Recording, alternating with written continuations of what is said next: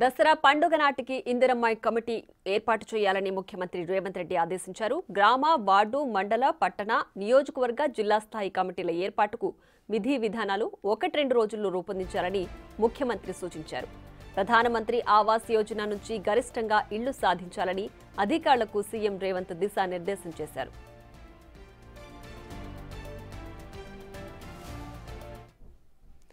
ఇక మరింత సమాచారం మా deputy bureau chief Sadiq phone line అందిస్తారు. సాదిక్, చెప్పండి, దసరా పండుగ నాటికి ఇందిరమ్మ కమిటీలు ఏర్పాటు చేయాలని ముఖ్యమంత్రి ఆదేశించారు కదా, దీనికి సంబంధించి డీటెయిల్స్ ఏంటి?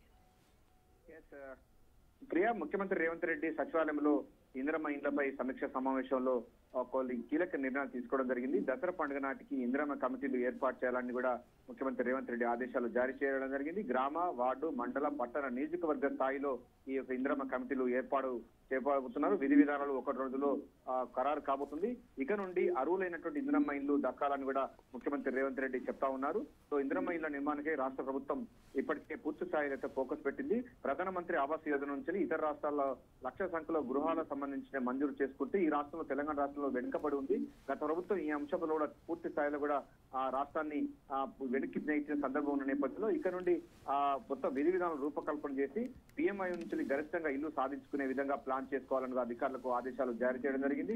ఇప్పటివరకు రాజు గృహ ఇళ్లను వేలం వేయాలని చెప్పడం జరిగింది. గత సమైక్య రాష్ట్రంలో రాజు గృహకల్ప సంబంధించిన ఇల్లు నిరుపయోగంగా ఉన్న విషయం తెలిసింది. దాటిని వేలంపాట్లు చేయాలని కూడా ముఖ్యమంత్రి రేవంత్ రెడ్డి చెప్తున్నారు. గ్రామీణ స్థాయిలో ఇందిరమ్మ ఇల్లు నిర్మాణం సంబంధించిన బాధ్యత అంతా కూడా ఇప్పుడు ఇందిరమ్మ కమిటీలో చూడబోతుంది. ఎవరైతే అర్హులు ఉన్నారో అర్హులకు సంబంధించినటువంటి వాళ్ళ జాబితా కూడా తీసుకోవాలని కూడా చెప్తా ఉన్నారు. దీనికి 2-3 రోజుల్లో విధి విధానాలు ఖరారు కాబోతుంది.